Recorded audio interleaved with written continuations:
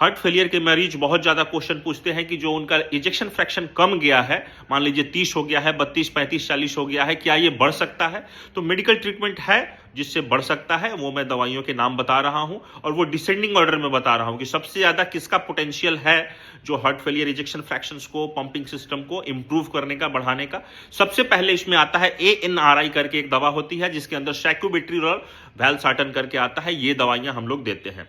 अगर दूसरे दवा की बात की जाए तो SGLT2 इनहिबिटर्स जिसके अंदर डायपाग्लिफ्लोजिन, एम्पाग्लिफ्लोजिन आता है और ये एक एंटी डायबिटिक दवा है। आप हैरान हो जाएंगे कि एंटी डायबिटिक दवा अगर डायबिटीज नहीं है फिर भी यूज किया जाता है।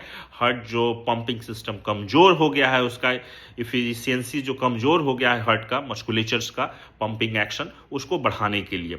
और बात करते हैं तो हम लोग बीटा ब्लॉकर देते हैं। बीटा ब्लॉकर में आप याद रखिएगा मेनली 3 से 4 देते हैं बीटा ब्लॉकर, सब बीटा ब्लॉकर नहीं देंगे।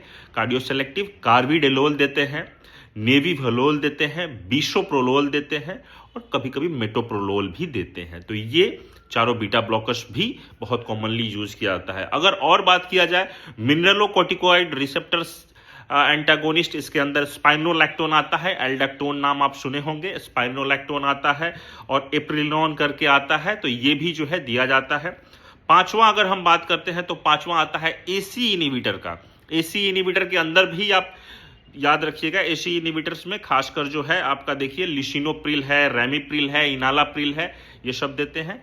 और एक लास्ट में बहुत लोग बोलते हैं ARB तो देते ही हैं, बट ARB से ज्यादा बेटर और ज्यादा एफिकेशियस होता है AC इनहिबिटर। और ARB में अगर देना भी है तो कौन सा देना है? तो ARB में आपको देना है डेट इज कैंडिसार्टन, वाल्सार्टन। कैंडिसार्टन, वाल्सार्टन ये बहुत अच्छा काम करता है।